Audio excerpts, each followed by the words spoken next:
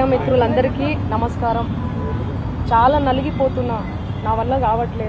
దయచేసి చెప్తున్నా, మీ అందరికీ చెప్తున్నా, వాస్తవాలు చూపించండి, ఎంక్వైరీ చేసుకోండి, ఇన్వెస్టిగేషన్ చేసుకోండి, ఎక్కడ ఏంటి అనేది.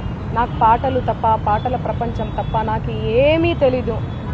ప్రజలారా ఎవ్వరు కూడా నమ్మకండి. దయచేసి మీడియా మిత్రులారా, మీరు పెట్టేదానికి కింద కామెంట్లు చూసి కుమిలిపోతున్నా, నా వల్ల కావట్లేదు అసలు. దయచేసి చెప్తున్నా, నేను తప్పు చేస్తే మళ్ళీ చెప్తున్నా, నన్ను ఎక్కడికైనా పిలవండి, నేను ఎక్కడికన్నా రానికి సిద్ధం. ఏ పోలీస్ స్టేషన్ గడప తొక్కనికన్నా సిద్ధం, జైలుకి పోవడానికి కూడా సిద్ధం. నాకు అసలు ఆ బాధితుల్ని చూస్తుంటే ప్రాణం పోతే చాలా బాధ అనిపిస్తుంది. వాళ్ళు నా మీద అనిపిస్తున్నా కూడా మంగ్లీ అని చెప్పి, ఏమీ లేని మంగ్లీ అక్కడ, అసలు మంగ్లీకి సంబంధమే లేదు. వాళ్ళు చెప్తున్న బాధ అనిపిస్తుంది నాకు. ఎందుకంటే ఆ పేదరికం నుంచి నేను వచ్చాను, నాకు తెలుసు అది ఆ పెయిన్ ఎట్లుంటది అనేది. వాళ్ళ దగ్గర నుంచి వాళ్ళని ఏమనాలి అసలు నాకు అర్థం కావట్లేదు నోటితో. ఆ మధు నాయక్, ఆ హేమకాంత్ రెడ్డి, ఈ సుబ్బారావు, ఏంది అసలు ఈ గేమ్ అంతా ఏందో నాకు అసలు ఏమీ కూడా అర్థం కావట్లేదు. గత 30 రోజుల నుంచి నా ప్రోగ్రామ్స్, నాకు అన్నీ కూడా రికార్డింగ్స్ అన్నీ కూడా వదులుకోవడం జరుగుతుంది. నాకు అసలు దయచేసి చెప్తున్నా, చేతులు జోడించి చెప్తున్నా, నా తప్పుంటే నన్ను ఏ శిక్ష విధించినా కూడా నేను పడడానికి నేను రెడీ. కానీ దయచేసి నా మీద ఏమైనా కోపం ఉంటే దయచేసి చెప్తున్నా, మీరు చూపించే దాన్ని బట్టి ప్రజలందరూ కూడా మిస్లీడ్ అవుతుంది. ప్రజలందరూ ఏమనుకుంటారు, అరే ఏంది అసలు ఏంది మంగ్లీ అని చెప్పి అనుకోరా, నమ్మరా వాళ్ళు? డౌట్ వస్తుంది కదా. ఎంత ప్రేమించే నన్ను, ఎంత ప్రేమించే నా పాటలను హేట్ చేస్తున్నారు. అది దేనివల్ల? మీడియా వల్లనే కదా. మన media, social media, main stream media వల్లనే కదా. దయచేసి చెప్తున్నా, నేను రిక్వెస్ట్ చేస్తున్నా మీ అందరికీ. నేను అసలు ఒక్క మాట కూడా అనట్లేదు మీడియాని. మీడియా లేకపోతే అసలు నేను లేను. సోషల్ మీడియా లేకపోతే నేను మళ్ళీ చెప్తున్నా, నేను లేను. ఏదన్నా తెలిసి తెలియక తప్పు మాట్లాడితే నన్ను క్షమించండి. మీరు లేకపోతే నేను లేను. నా అన్నదమ్ములు లాంటి వాళ్ళు మీరందరూ కూడా, ఓకే?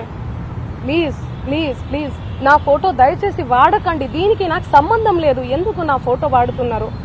ఇక్కడ మెయిన్ ఎవరు? మధు నాయక్, హేమకాంత్ రెడ్డి, ఈ సుబ్బారావు అనే వ్యక్తి, అడ్వకేటు, వీళ్ళు. ఆ మధు నాయక్, హేమకాంత్ రెడ్డి ఎవరి దగ్గర నుంచి కలెక్ట్ చేసిండ్రు పైసలు? బాధితుల నుంచి. బాధితులకు నేను అండగా ఉంటా. ఏమైందో ఇది, బాధితులకు న్యాయం జరగాలని ఈ కేసు ఏమైనా ఇట్లా అవుతుందేమో ఏమో తెలియదు, భగవంతుడికి తెలుసు ఎరుక. కానీ నేను వాళ్లకు తప్పకుండా అండగుంటా. వాళ్లకు న్యాయం జరగాలే.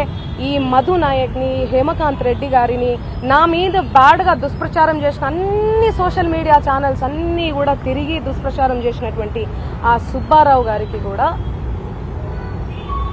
చేతులెత్తి దండం పెడుతున్నా. వాళ్ళని కఠినంగా శిక్షించాలి అని చెప్పి పోలీస్ శాఖను నేను కోరుతున్నా. ఇన్వెస్టిగేషన్ చేయాలి, ఫెయిర్ ఇన్వెస్టిగేషన్ చేయాలి. నేను ఇంతకంటే ఏమి చెప్పదలుచుకోలేదు. నిజానిజాలు ఆల్రెడీ మీకు తెలిసింది. దయచేసి చెప్తున్నా, థంబ్నెయిల్స్ చాలా పెయిన్ఫుల్ గా అనిపిస్తున్నాయి, చూడలేకపోతున్నా. మా నాన్న, మా అమ్మ, మా ఫ్యామిలీ చాలా క్షోభకు గురవుతున్నారు. నాకు మా నాన్న అంటే చాలా ఇష్టం. చూడండి, చిన్నప్పటి నుంచి నేను మా నాన్న స్టోరీ చెప్తే మీరే ఏడుస్తారు. చిన్నప్పటి నుంచి నేను మా నాన్నను కాపాడుకుంటూ వచ్చినా. నేను ఎవరికైనా కూడా ఎమోషనే అమ్మా నాన్న అంటే. మీ ఫ్యామిలీలు కూడా మీకు ఉన్నాయి. మీరు చూపించే దాన్ని బట్టి జనాలందరూ కూడా తప్పుదోవ పడుతున్నారు, మిస్లీడ్, తప్పుగా అర్థం చేసుకుంటున్నారు. నన్ను తిడితే మీకు ఇష్టమా? మీ ఇంటి ఆడబిడ్డ లెక్క కదా నేను. చెప్పండి, మీరు పెట్టేదాన్ని బట్టే కదా వాడు తిడుతూ ఉంటారు. వాళ్ళు కింద అసలు వాళ్ళకేం తెలుసు? ఏం మాట్లాడినా కూడా అసలు గాడిద మీద కూర్చొని పోతే అసలు గాడిద మీద కూర్చొని పోతుంది అంటారు. కింద నుంచి పోతే అసలు ఎందుకు ఎడ్డమంటే తెడ్డమంటే ఎడ్డం. దయచేసి చెప్తున్నా, నేను రిక్వెస్ట్ చేస్తున్నా, ప్లీజ్. ఎమోషన్ అయిపోతున్నా చాలా. నేను తప్పకుండా బాధితుల తరపున ఉంటా, నిలబడి ఉంటా. 100% బాధితులకు న్యాయం జరగాలి. వీళ్ళను కఠినంగా శిక్షించాలి, అంతే. నిందితుల మీద ఇప్పటివరకు మీరు కంప్లీట్ చేయలేదని ఆరోపణ. ఇప్పుడు డీజీపీకి ఎవరెవరి మీద మీరు కంప్లీట్ చేశారు? మేము ఆల్రెడీ నార్సింగ్ లో 23వ తారీఖే మేము చేసాము. సుబ్బారావు గారి మీద చేశాము, అండ్ వీళ్ళ మీద కూడా చేశాము. ఎవరైతే వినండి, ఎవరైతే నా పేరు చెప్పుకొని పైసలు వసూలు చేసిర్రో వాళ్ళ మీద, మధు నాయక్ మీద, హేమకాంత్ రెడ్డి మీద, సుబ్బారావు గారి మీద, అందరి మీద వేశామండి మేము. అందరి మీద. దానికి సాక్ష్యం మేఘరాజు. చూడండి, ఈయననే ఇచ్చి వచ్చాడు కూడా, కంప్లైంట్ ఇచ్చి వచ్చాడు కూడా. దయచేసి చెప్తున్నా వినండి.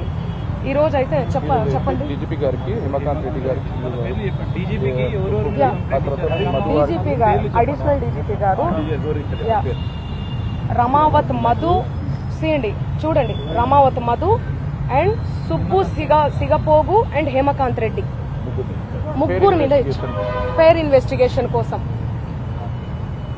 నిజానిజాలు తేలాలే. పాపం ఆ బాధితుల పైసలు తీసుకొని ఎడబెట్టిరో కూడా వీళ్ళు తెలియదు. సో అందుకని మేము ఇచ్చాము. బినామీ అకౌంట్లు ఓపెన్ అవ్వాలి. థ్యాంక్ యూ సో మచ్ అందరికీ, thank you so much.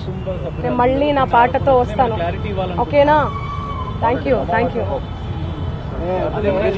Investigation officer investigation చేస్తారు, తప్పు ఉంటే తప్పకుండా. ఇన్వెస్టిగేషన్ పోలీస్ శాఖ ఉంది. సారీ ఇన్వెస్టిగేషన్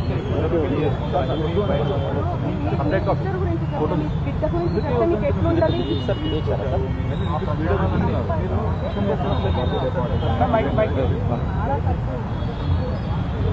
ఫ్యామిలీ మెంబర్స్ అట్లా చేయాలి. క్లారిటీ ఇచ్చినట్టు పేర్లు చెప్పట్లేదు. మరో విషయం చెప్తున్నా, దయచేసి నా కుటుంబ సభ్యుల్ని దయచేసి లాగకండి. నేను ఒక కోడి పిల్లల్ని ఎట్లా రెక్కల కింద దాచుకుంటుందో అట్లా దాచుకొని వచ్చిన వాళ్ళని దయచేసి బజార్లా వద్దు అన్న, దయచేసి చెప్తున్నా. ఆ చెల్లెలు వద్దు, ఫ్యామిలీ జోలికి వద్దు, ప్లీజ్ రిక్వెస్ట్ చేసుకుంటున్నా, please. Thank you so much.